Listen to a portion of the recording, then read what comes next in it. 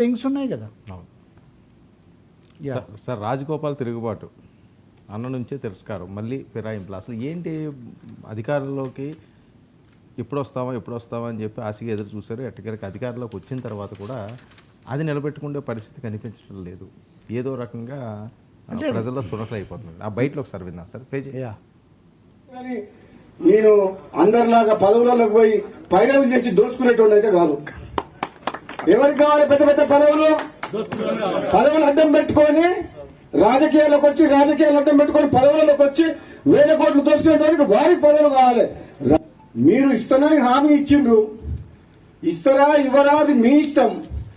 అవకాశం వస్తే ఎప్పుడన్నా నేను సీనియర్ని కాబట్టి తెలంగాణ ఉద్యమంలో ఉన్నాం కాబట్టి నాకంటే జూనియర్లకు నిన్న మంది వచ్చిన ఇతర పార్టీ వాళ్ళందరికి ఇచ్చారు కాబట్టి మీరు ఇచ్చిన మాట నిలబెట్టుకుంటే, మీరు ఎంపీ గెలిపియమంటే గెలిపించినాం, పార్టీలకు రమ్మంటే మేము నమ్ముకొని వచ్చినాం. ఇస్తారా ఇయ్యరా అది మీ ఇష్టం. కానీ నేను మాత్రం పదవుల కోసం ఎవరింటికి పోయి కాలు మొక్కి మనసు చంపుకొని దిగజారడం మాత్రం జరగదు. పని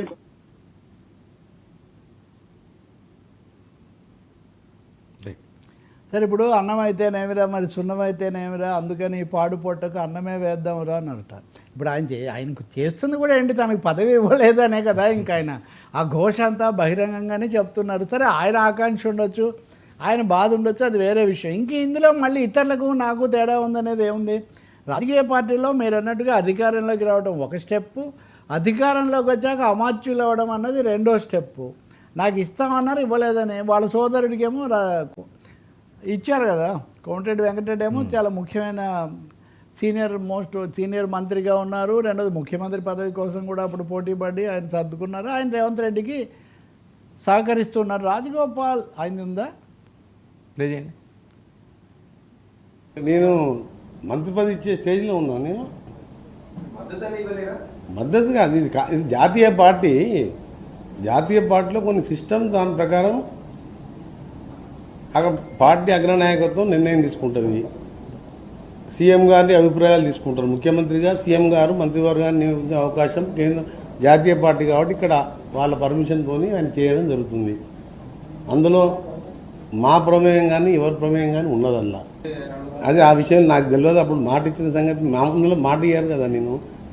నేను ఇప్పుడు వాళ్ళు మాట ఇస్తే సంతోషమే, ఇస్తే సంతోషపడతాం. కానీ కేంద్రంలో అల్టిమేట్గా హైకమాండ్ సీఎం గారు కూర్చొని నిర్ణయించే అంశాన్ని నన్ను అడగడం కూడా మీరు తప్పు. నా చేతులు లేని విషయాన్ని అడిగితే నేనేం చెప్పలేను. అందుకనే మీరు ఇప్పుడు ఒక పార్టీ, ఒక రీజనల్ పార్టీ 10 ఏళ్ళు అధికారంలో ఉండి దళితులు ముఖ్యమంత్రి చేస్తా, మెడ తీసేసుకుంటా, డబుల్ బెడ్రూమ్ కడతా అని చెప్పి ముక్కలయ్యి అన్నా చెల్లెలు రోడ్డు మీద పడి కొట్టుకుంటుంటే ఆ ప్రశ్నలు అడిగితే దానికి ఏమైనా మనం సమాధానం చెప్పొచ్చు. ఎందుకంటే అది రీజనల్ పార్టీ కాబట్టి. ఈ జాతీయ పార్టీలో నేను ఒక మంత్రివర్గ సభ్యుని, senior one of the senior member అనుకోండి. 6 టైమ్స్ గెలిచిన దాంట్లో కాంగ్రెస్ పార్టీలో నేను ఉత్తమ్ కుమార్ రెడ్డి గారు 6 టైమ్స్, ఆయన మధ్యలో 3 నెలలు ఎక్స్ట్రా 7th టైం గెలిచాను. నేను 6 టైమ్స్ గెలిచాను. నేను ఆర్గనైజేషన్లో ఎన్ఎస్పీ యూత్ కాంగ్రెస్కి వెళ్ళి ఉన్నా. కాంగ్రెస్ పార్టీ ఇప్పుడు PCC president, CM, then high command వాళ్ళు మాట్లాడతారు. నేను ఇప్పుడు కోమటిరెడ్డి వెంకటరెడ్డి వాస్తవానికి అగ్రెసివ్గా మాట్లాడతారు. ఇప్పుడు వాస్తవ పరిస్థితులను బట్టి ఆయన ఉన్నది ఉన్నట్టు చెప్తున్నారు. రీజనల్ పార్టీస్లోనే కదా, అన్న చెల్లెళ్ళు కావచ్చు, అన్న తమ్ముళ్ళు కావచ్చు. ఇప్పుడు ఇక్కడ మీరు రాజగోపాల్ రెడ్డి అన్ననేమనలేదు, ఆయన రేవంత్ రెడ్డిని టార్గెట్ చేసి కామెంట్ చేస్తున్నారు. రెండవది కొన్ని పత్రికల్లో వచ్చిన ఇంకా కొన్ని వివరాలు కూడా చూస్తే అన్ని ముఖ్యమంత్రి పట్టుకుపోతున్నాడు, అన్ని ముఖ్యమంత్రి ప్రకారమే జరుగుతున్నాయి, నాకంటే జూనియర్లకు, చిన్నవాళ్లకు, వేరే పార్టీల నుంచి వచ్చిన వాళ్ళకు కూడా ఇచ్చారు అంటే ఖచ్చితంగా రాజగోపాల్ రేవంత్ రెడ్డి మీద యుద్ధం ప్రకటిస్తున్నారు. అందులో ఇది ఈ యుద్ధమే కాదు, ఇందాక మనం చర్చించిన సోషల్ మీడియా టాపిక్లో కూడా ఏ ఎడిటర్ కంటే ముందు రాజగోపాలే పెట్టాడు. సోషల్ మీడియా దీని తరఫున ఇలా సోషల్ మీడియా మీద దాడి చేయడం ప్రజాస్వామ్యానికి అని ఒకసారి చెప్పి రెండోసారి కూడా పెట్టాడు. ఇంకొకటి కూడా ఇలాగే పెట్టాడు. ఎక్కడో రేవంత్ రెడ్డి మాట్లాడుతూ 10 ఏళ్ల పాటు నేనే ముఖ్యమంత్రిగా ఉంటాను, రాబోయే 10 ఏళ్ల పాటు అన్నాడు. మామూలు రాజకీయాల్లో అసలు నువ్వెలా అంటావు, జాతీయ పార్టీలో ముఖ్యమంత్రి. ఇప్పుడు వెంకటరెడ్డి చెప్పిన మాటే రాజగోపాల్ కూడా, ఏది ముఖ్యమంత్రి ఎవరో అధిష్టానం కదా నిర్ణయించేది, నీకు నువ్వే 10 ఏళ్ళు ఉంటావని ఎలా ప్రకటించుకుంటావు అని. అంటే ఏ కారణం దొరికితే దాంతో ఆయన అసంతృప్తిగా ఉన్నారు. సరే, పదవులు ఏమీ అక్కర్లేకపోతే మీరు మధ్యలో బీజేపీలోకి వెళ్ళారు, అక్కడ ఓడిపోయారు, మళ్ళీ వచ్చారు, ఇప్పుడు కూడా నన్ను అనేక పార్టీలు పిలిచి ఆఫర్లు ఇచ్చారంటున్నారు. దీన్ని బట్టి చూస్తే మీరు అనేక పార్టీలతో చర్చలు జరుపుతున్నారు, లేదా పార్టీ రాజీనామా చేస్తాననే మాట కూడా వాడారు. మరి రాజీనామా దాకా వెళ్ళాల్సిన అవసరం ఎందుకు వస్తుందంటే ఒక విధంగా ఒత్తిడి పెట్టడానికి ప్రయత్నిస్తున్నారు. అది సాధ్యమా? ఇప్పటికే ఒక సామాజిక వర్గానికి, ఇంకా ఖచ్చితంగా చెప్పాలంటే రెడ్డి వర్గానికి ఎక్కువగా ఉన్నాయనే అభిప్రాయం ఇక్కడ ఉన్నప్పుడు ఒకే కుటుంబంలో అన్నదమ్ములకు ఇవ్వడం జరుగుతుందా? నాకైతే పూర్తి ఆ విషయంలో సందేహమే. కాంగ్రెస్ పార్టీ ఇప్పుడు బీసీలకు రిజర్వేషన్ల మీద వాళ్ళు ఢిల్లీలో ఈ సమయంలో ధర్నా చేస్తున్నారు.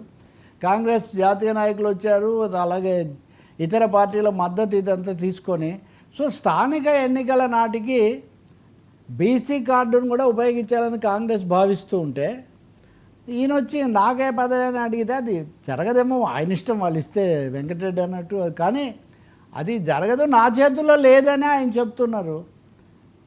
ఒకటే కుటుంబంలో రెండు ఇస్తే అప్పుడు ఇంకా ఏమవుతుందనే ప్రశ్న వస్తుంది. ఇప్పుడు ఉదాహరణకు మహేష్ కుమార్ గౌడ్ ఉన్నాడు, ఆయన కూడా అసంతృప్తే. మీరు మా సంగతి కూడా ఆలోచించండి, ఎప్పటి నుంచో ఉన్నానని.